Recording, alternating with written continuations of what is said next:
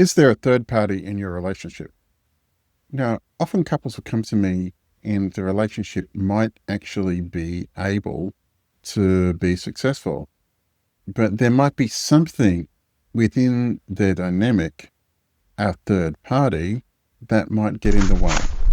Now, one of those things might be an alcohol addiction. An alcohol addiction can destroy a good relationship because typically the person who is on the receiving end of the alcohol addiction, as in the partner of the person that's alcohol addicted, then they often have to deal with emotional dysregulation. Often there's patterns of abuse. Often there can be issues around social embarrassment. There can be issues around violence. And so alcohol addiction can be a third party in a relationship. Drug addiction is another one. Whether that's meth or cocaine or marijuana, if one person's severely drug addicted and their partner doesn't partake in the drugs, then that can get in the way of a good relationship. The next one might be porn. So porn can be a third party in a relationship.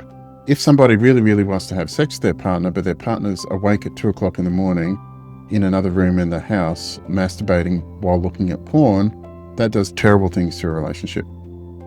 Another one might be gambling.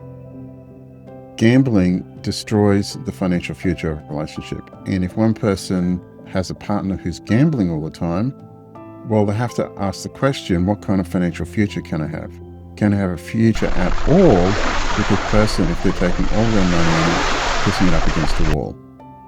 So another example of a third party in a relationship is social media. And social media can destroy a relationship. Social media can have an incredibly corrosive effect in a relationship because often people will buy into the fantasy of social media without actually dealing with the reality of what's going on. And they might become addicted to the fantasy without actually connecting with their partner who's sitting next to them. And they believe not only that everything should be amazing and everything should be great because that's what they only see on social media, but also their partner should kiss their ass and treat them like a princess if they're not treating them like a prince in return. So social media can be a massive problem. And the final one as well, if there's an affair. Another one that can be a third party in a relationship is work and career. If one person has a job or a business or a career that's all consuming, that dominates their entire life, that can get in the way of having a good relationship if they're working 10 to 14, 16 hours a day and they never have any time and attention for the relationship. So the question is there a third party in your relationship? Because if there is, then that needs to be addressed. I've lost track of the amount of couples who could have a good relationship, but there's that third party in the relationship that hasn't been addressed adequately. And one person, the person who's on the receiving end of the negative effects of that third party, only has so much rope. And they'll get to the point where they're going like, I'm done with you being drunk all the time. I'm done with you smoking weed, being high all the time. I'm done with you working all the time. I'm done with you gambling. I'm done with the drugs, right? I'm not going to put up this shit any longer. And then the person has a very, very difficult decision to make. Do they choose the addiction or choose the third party or they choose the relationship? It's a good idea to not force your partner to get into that place. It's a really good idea to deal with the problems early. So if you are in a relationship, ask the question, is there a third party?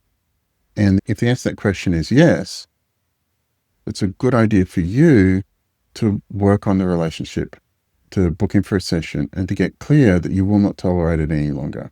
That's best done with a professional like myself, but it's also important to recognize that sometimes people get to a point where they go, okay, it's time for you to choose.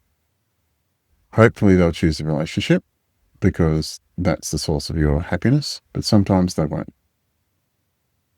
Everybody's got a breaking point. I know this to be true. People will get to a point where they go, look, I'm done. And so most of the time when people walk into my office, one or both of them's at that point. It's a good idea to sort stuff out before that happens. So I hope this has helped. If you're relationship isn't a challenge, please click on the booking link in the description where you can book in a session. I do sessions with couples from all over the world. I've worked with couples in 14 different countries, every single state of Australia, and every part of Queensland. Please like and subscribe to the channel, and I look forward to making more quality content for you shortly. Thanks very much. Bye.